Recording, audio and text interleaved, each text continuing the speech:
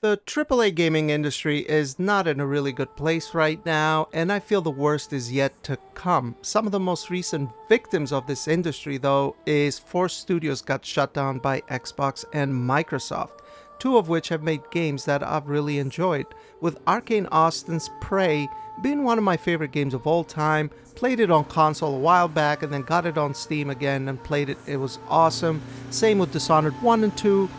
Played those on console in the past and then played them again somewhat recently on PC as well.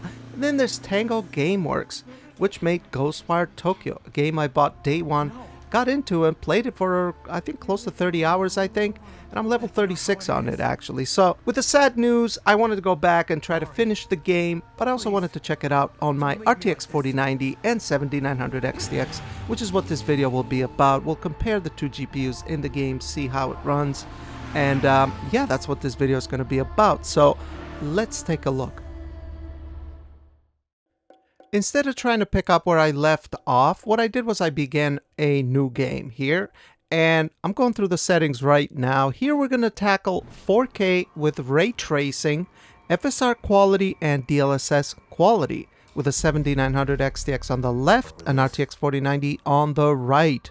As you can see, the frame times don't look great on either, but for some reason on the XTX at the very beginning there, they look extremely jittery. Now, there is something that I do have to mention.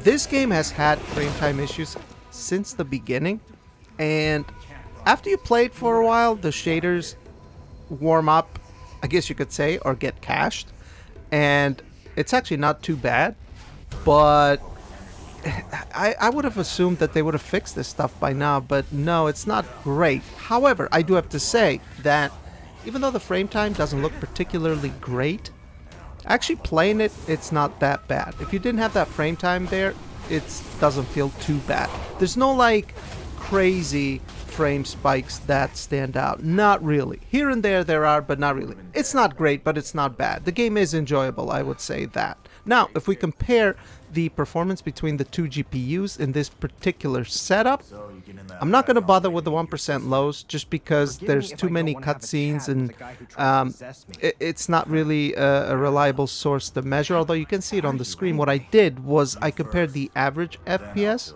at the end of my FSR and DLSS run, and what we have is we have the 4090 with being 59% faster than the XTX on the FPS averages. So yeah, that's quite a big lead, but then again it is ray tracing, so it's not unsuspected, but it is a bit bigger than I thought. Now we are going to take a look at 4K native ray tracing once we enter the hospital here, and then after we get out of the hospital we'll take a look at native 4K, which I believe the 7900 XTX should definitely catch up a little to the RTX 4090. It's matter from the other side. Leaks over to our side sometimes. Learn by doing, I say. Try hitting it.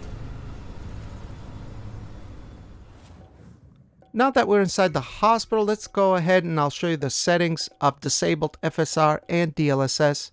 So here we're going for a 4K native with ray tracing experience. So we've essentially maxed out all the settings. And as you can imagine, the game is going to become more taxing to our hardware. So here we're not going to focus on the 1% lows again. We're just going to focus on the average FPS. And we have the 4090 being 50% faster. So we dropped a little bit on the 4090. And we have 72 FPS for averages on the 4090 and 48 FPS on the XTX. And then another thing I want you to see here is the cinematics. They can be quite a bit more taxing on the hardware than when you're actually just playing the game. As you can see on the XTX, we seem to have dropped quite a bit in this part, especially. We're at like 18 FPS. Kind of crazy.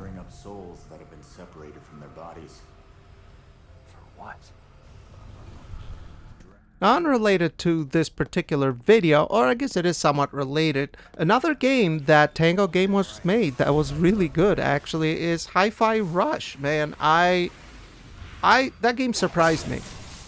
I had Game Pass subscription at the time. I canceled my Game Pass subscription like 2 months ago, but I began playing Hi-Fi Rush on there and I put in around 10 hours, I think. And then I recently bought it on Steam again because I began playing it on the Steam Deck. And it's a really good game, man. You can tell that there's a lot of love and passion went into that game. And the music in it is actually really good, too. It's definitely a very interesting game. I'm not the biggest rhythm type game person, but what got me into the rhythm games, or to not judge them harshly, or to at least try them out, was... what was that game? It was metal something. It was like a metal. It was like a Doom type of game with metal music. I forget the name of it. But yeah, I was like, screw it. I'm gonna try Hi-Fi Rush, and it's fun. Even if you're not like a musically inclined person, good with rhythms, which I am. I'm a musically inclined person, but it's really good. I do suggest checking it out. It's a beautiful game. It looks gorgeous, especially if you have like an OLED screen. It looks beautiful. Anyway, let's take a look at 4K native without ray tracing. I think the XTX is going to catch up quite a bit.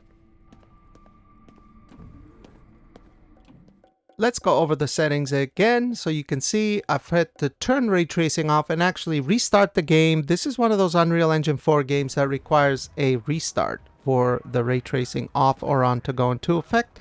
But as you can see here, the 7900 XTX has caught up a little bit to the 4090. Now we have the 4090 being 26% faster, which sounds about what you would expect in rasterization with the 4090. And as you can see, our frame times are actually cleaner.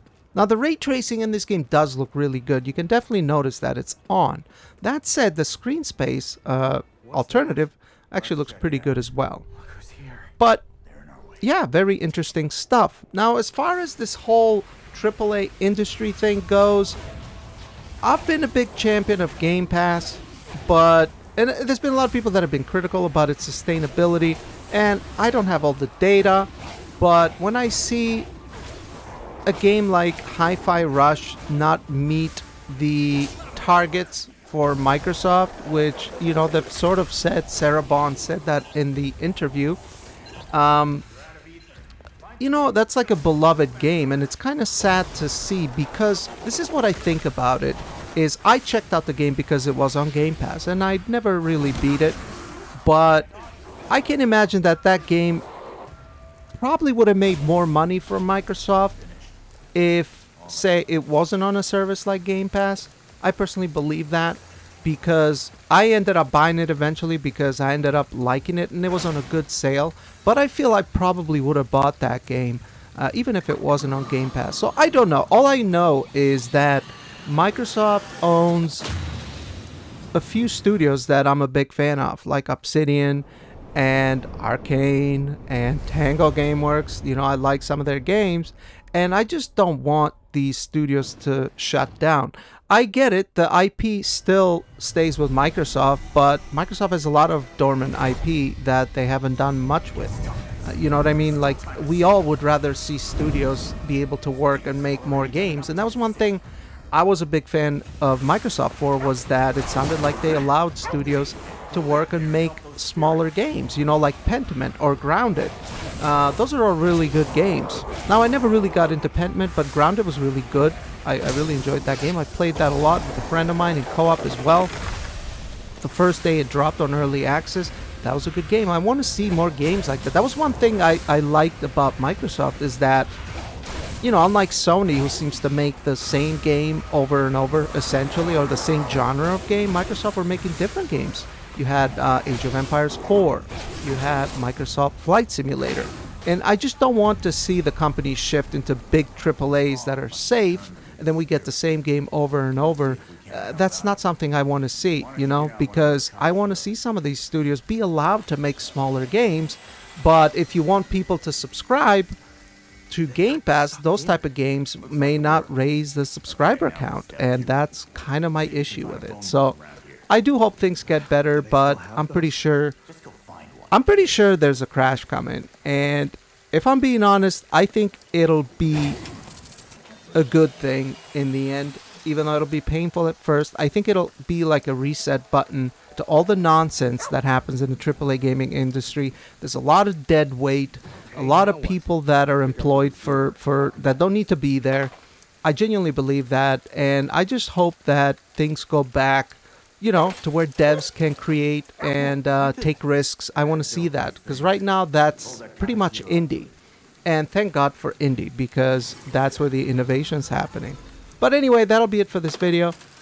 A bit of a rant there, but it's something that, you know, I do care about. So I hope you guys enjoyed the video. If you did, give it a like. Let me know what you think, and I'll see you in the next one.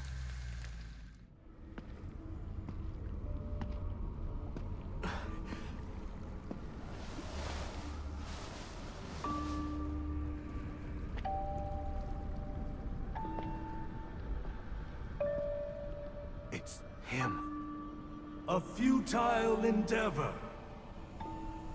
Only I hold the key to these souls' salvation. Now stand aside.